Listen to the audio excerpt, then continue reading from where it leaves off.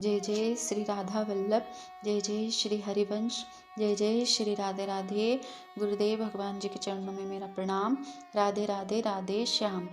श्री भक्तमाल महात्म्य। जैसे श्रीमद् भागवत में श्री कृष्ण विराजमान हैं, श्री रामायण में श्री राघव जी विराजमान हैं, वैसे ही श्री भक्तमाल में सब संत विराजमान हैं। कहते हैं कलयुग में भक्तों का चरित्र सुनने मात्र से कल्याण हो जाता है। तो चलिए अब हम सुनते हैं सुंदर कथा श्री भक्तमाल श्री जयमल जी। नंबर 1, श्री रघुलाल जी का जयमल जी के वचन की रक्षा करना। श्री जयमल जी महाराज राजस्थान की मेड़ता रियासत के राजा थे। श्री जयमल जी रसिक शिरोमणि संत श्री हित हरिवंश महाप्रभु जी के शिष्य और श्री राधा माधव जी के अनन्य भक्त थे। गुरुदेव श्री हरिवंश महाप्रभु द्वारा प्रदान किया हुआ इनका उपासना मंत्र तो श्री राधा कृष्ण मंत्र था, परंतु इनके आराध्य तो धनुषधारी श्री राम जी थे। ठाकुर जी की सेवा पूजा में उनका बड़ा अनुराग था, उसमें उन्हें जरा भी व्यवधान स्वीकार नहीं था। वे नित्य 10 घड़ी 4 घंटा भजन पूजा क्या करते। पूजा के समय कोई कितनी भी महत्वपूर्ण राज की सूचना क्यों न हो, वे उसे नहीं सुनते थे और संदेश देने वाले एवं व्यवधान करने वाले को मृत्यु दंड की शिक्षा थी। राजा का एक भाई था, परंतु वह राजा से ठीक विपरीत स्वभाव का था। उसे भगवान की सेवा पूजा से कोई मतलब नहीं था, साथ ही वह जयमल जी से द्वेष भी करता था। यद्यपि वह भी पास ही के राज्य मांडोवर जैसे समृद्ध राज्य का राजा था, पर उसकी महत्वाकांक्षा राजा जयमल के भी राज्य को हस्तगत कर लेने की थी। उसे किसी प्रकार राजा के सेवा पूजा के नियम की जानकारी हुई तो उसने एक कुटिल योजना बनाई। उस दुष्ट ने सोचा कि जब राजा जयमल पूजा कर रहे हो तभी मेड़ता पर हमला करना चाहिए, क्योंकि मृत्यु दंड के भय से उन्हें कोई आक्रमण की सूचना देने नहीं जाएगा। ऐसा सोचकर उसने मेड़ता राज्य पर आक्रमण कर दिया।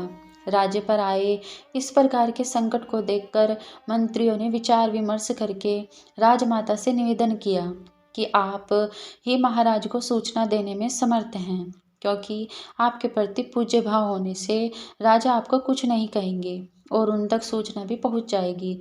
फिर वे जैसा आदेश देंगे हम लोग वैसा ही करेंगे। राधे राधे। राधे राधे जी। दूसरे किसी को भेजने पर महाराज उसकी बात भी न सुनेंगे और उसे प्राण दंड भी दे देंगे।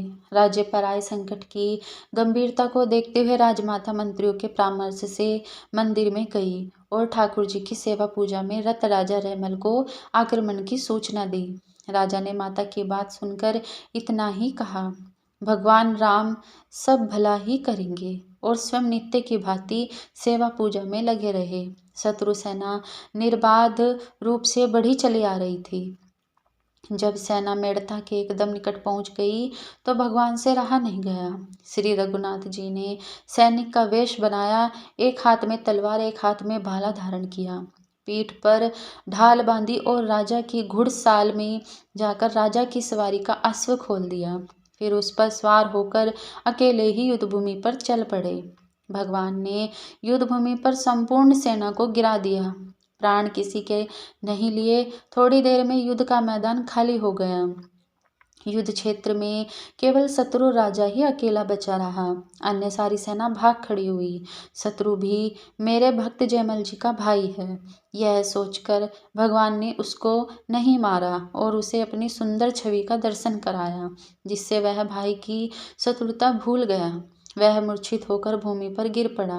भगवान वापस लौट गए और घोड़े को अपने स्थान पर वापस बांध दिया।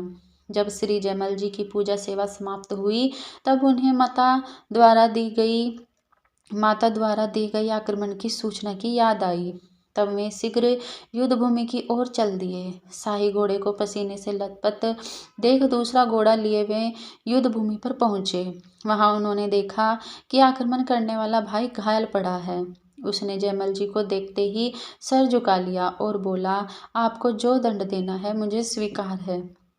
जयमल जी ने पूछा, पहले यह तो बताओ तुम्हारी यह दशा किसने की। उसने कहा, तुम्हारी तरफ से मात्र एक सांवला सिपाही घोड़े पर बैठकर आया था। उसने सारी सेना को युद्ध भूमि पर घायल कर गिरा दिया। उसने अपने तीखे बाणों से कम और अपनी सुंदर आँखियों एवं मुस्कान से अधिक घायल किया। उसकी दृष्टि पड़ते ही मैं मूर्छित होकर गिर गया। राजा जयमल को अब समझते देर नहीं लगी। वह सांवला सिपाही कौन था? जयमल जी उसके चरणों में पड़कर रोने लगे कि तू बड़ा भाग्यशाली है, तुझे तेरी सेना सहित श्री रघुलाल जी के दर्शन हुए।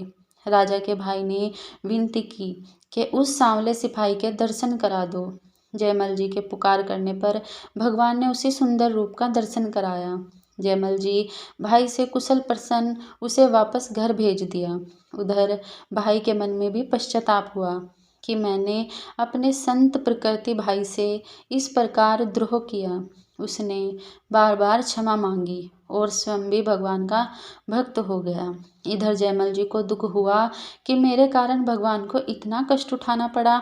मैंने माता से कहा था भगवान राम सब भला ही करेंगे। इस कारण से भगवान को राज्य की रक्षा के लिए स्वयं युद्ध करने गए। जयमल जी की रानी को बाल रूप में श्री रघुलाल जी का दर्शन होना। राजा जयमल जी का अपने ठाकुर जी के प्रति बड़ा अनुराग था। एक दिन गर्मी के समय विश्राम करते हुए वे सोचने लगे, यहाँ खस की तटिया, हवादार कमरा, गीले पर्दे, सब सुविधा होने पर भी गर्मी लग रही है। और श्री ठाकुर जी का मंदिर तो नीचे मंजिले में है, उनको वहाँ कितनी गर्मी लगती होगी। राजा ने छत पर सुंदर हवादार कमरा बनवाया और श्री ठाकुर जी के वहीं पर नित्य छत पर जाकर मानसी सेवा करने लगते। श्री रघुलाल जी के उस शयनगार में जाने के लिए राजा ने एक लकड़ी की सीढ़ी बनवाई। रात में राजा स्वयं ऊपर छत पर जाकर पुष्प आदि से शय्या की रचना करते एवं शयन भोग, इत्र, जल, पान, तांबुल आदि सभी वस्तुएं यथास्थान रखकर नीचे उतर आते।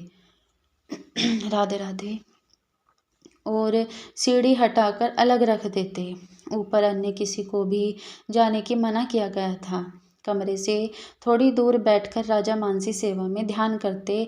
श्री रघुलाल जी सुखपूर्वक शयन कर रहे हैं और वे कुछ देर चरण सेवा करके शयन करने चले जाते हैं। राजा के इस रहस्य को रानी भी नहीं जानती थी। रानी ने सोचा, ये नित्य 10 घड़ी 4 घंटा सेवा पूजा करते ही हैं, परंतु इसके अतिरिक्त भी रात में यह क्या करते हैं? इस बात को जानने की अभिलाषा रानी के मन में जगी। एक दिन रात में रानी ने सीढ़ी लगाई और ऊपर चढ़ गई। थोड़ा सा पर्दा हटाकर झांक कर देखा तो उसे एक सुंदर सुकुमार किशोर बालक शयन करता हुआ दिखाई पड़ा। ऐसा सुंदर स्वरूप रानी ने कभी न देखा था। रानी पुनः चुपचाप उतर आई और सीढ़ी को यथास्थान रखकर महल में चली गई। प्रातःकाल आकर रानी ने अपने पतिदेव को सब बात सुनाई और कहा कि मेरा मनोरथ पूर्ण हो गया। राजा जयमल जी ने उसे डांट फटकार कर कह दिया कि फिर कभी ऐसा नहीं करना, लाल जी की नींद में व्यवधान हो सकता है। और मन ही मन यह जानकर प्रसन्न हुए कि इसके बड़े भाग्य हैं जो इसे श्री लाल जी के दर्शन हो गए। ऐसे राजा जयमल जी जो एक महान भक्त, महान गोभक्त, महान राष्ट्र भक्त हुए। धन्य है भक्त श्री जयमल जी महाराज। भक्तवत्सल भगवान की जय। जय जय श्री सीताराम। श्री राधा वल्लभ लाल की जय। भगवान के भक्तों की जय, हरि भक्तन की जय, सभी संतन की जय। जय जय श्री राधे श्याम।